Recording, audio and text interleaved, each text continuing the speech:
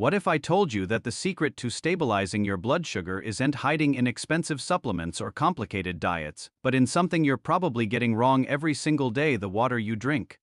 Welcome to my YouTube channel. I'm Dr. Robert. Today, we are diving into a topic that is going to challenge everything you think you know about managing diabetes. I'm talking about hydration, but not the way you've heard it before. Look, I've worked with hundreds of patients who've done everything by the book. They track every carb, take their medications religiously, exercise regularly, and yet their blood sugar numbers still roller coaster unpredictably. Sound familiar? What I've discovered through years of clinical practice is that many people over 60 are fighting an uphill battle against diabetes while unknowingly sabotaging their efforts through poor hydration habits. And here is the kicker: most don't even realize they are dehydrated because their body's thirst signals have essentially shut down. The hidden dehydration crisis. Let me paint you a picture. Sarah, a 67-year-old patient, walks into my office frustrated and exhausted. She's been managing type 2 diabetes for over a decade. Her morning glucose readings have become completely erratic, ranging anywhere from 160 to 210, despite eating the exact same dinner every night after reviewing everything from her medications scheduled to her meal plans. I ask her one simple question: how much plain water do you drink daily? She pauses. Well, I have my morning coffee, maybe some tea in the afternoon, a glass with dinner. Turns out, she's consuming less than 20 ounces of actual water per day. At her weight, she needs closer to 85 ounces. She's been operating on a severe water deficit for months, possibly years. Here's what most people don't understand about aging and hydration. After age 60, four critical changes happen in your body. First, your cellular water channels, called aquaporins, become less efficient. Even when you drink water, your cells struggle to absorb it effectively. Second, your kidneys lose about 30% of their filtering power by age 70, making them less capable of managing both glucose and fluid balance. Third, your thirst response becomes severely delayed. Research shows that by 65, you might not feel thirsty until 90 minutes after your body actually needs water. You could be medically dehydrated without any warning signs. Fourth, common medications, especially blood pressure diuretics, pull water from your system, creating a vicious cycle of chronic dehydration. The cellular connection now. Let me explain why this matters for your blood sugar. When your cells are dehydrated by even 3%, your cell membranes become rigid. Imagine a dried-out sponge versus a moist one. The dried sponge can't absorb anything, right? Your cells work exactly the same way. When properly hydrated, your insulin receptors function normally. But when dehydrated, these receptors essentially malfunction. You could be taking your insulin or diabetes medication perfectly, but if your cell membranes are rigid from dehydration, that insulin simply cannot do its job effectively. The result? Glucose gets trapped in your bloodstream instead of entering your cells where it belongs. Your blood sugar climbs not because you ate wrong or skipped medication, but because your cells physically cannot accept the glucose trying to get in. The 3 critical hydration mistakes. Before I share my protocol, let me highlight 3 mistakes nearly everyone makes. Mistake number 1: counting coffee and tea as water.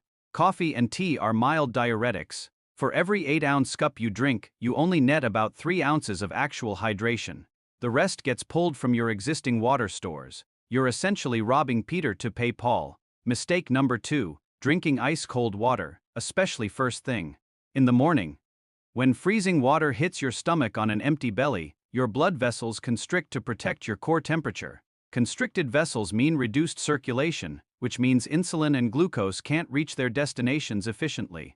Plus, the shock triggers a cortisol response, which signals your liver to dump stored glucose into your bloodstream. You've just spiked your blood sugar before breakfast even starts. Mistake number 3: chugging large amounts only when you finally feel thirsty. Remember, your thirst is delayed. By the time you feel it, you're already significantly dehydrated.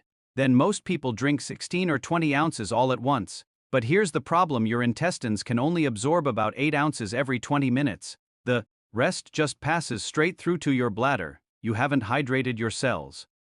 You've just made an expensive trip to the bathroom, the W-Air protocol. So what's the solution? I call it the W-Air protocol: water, timing, and regulation. The water component: use filtered water if possible, and add trace mineral drops. You can find these at any health food store for about $10, and they last 4 months. Add just 5 drops per 32 ounces of water. Why minerals? Your cells need more than just H2O. They need electrolytes magnesium, potassium, and sodium to create the electrical gradients that allow glucose to enter. Without minerals, water is like showing up at a locked door without a key. The timing component for critical windows. Window 1, immediately upon waking. Before anything else, before coffee, before checking your phone, drink 12 ounces of room temperature water with minerals. This rehydrates your thickened blood after 7-8 hours without fluids and prevents the cortisol spike that causes dawn phenomenon. Window 2 to 30 minutes before each meal. Drink 8 ounces exactly 30 minutes before breakfast, lunch, and dinner. Not 15 minutes, not right before 30 minutes.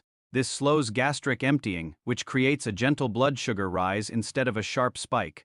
Studies show this alone can reduce post-meal glucose spikes by up to 35%. Window 3, mid-morning and mid-afternoon. Drink 6-8 ounces at 10:30 a.m. and again at 3:30 p.m. This prevents your blood from becoming concentrated, which would artificially inflate your glucose readings even though you haven't eaten anything. Window 4, 2 hours after your last meal. This evening hydration prevents overnight blood thickening, so you wake up with better circulation and more stable morning numbers. The regulation component. Here's what most people don't expect the first week: you'll visit the bathroom frequently. It's annoying but temporary. Your body is flushing out accumulated waste and recalibrating. By week 2, bathroom trips normalize. Your kidneys adjust, your bladder adapts, and cellular hydration improves. Stick with it. Real results. Let me tell you about Tom, a 71-year-old patient. After implementing the WAIR protocol, his average fasting glucose dropped from 185 to 127 in just 4 weeks. Same food, same medications, only hydration changed. Or Margaret, 68, who was facing insulin injections with an A1C of 8.9. 3 months on this protocol, her A1C dropped to 7.7, and the insulin conversation was taken off the table completely.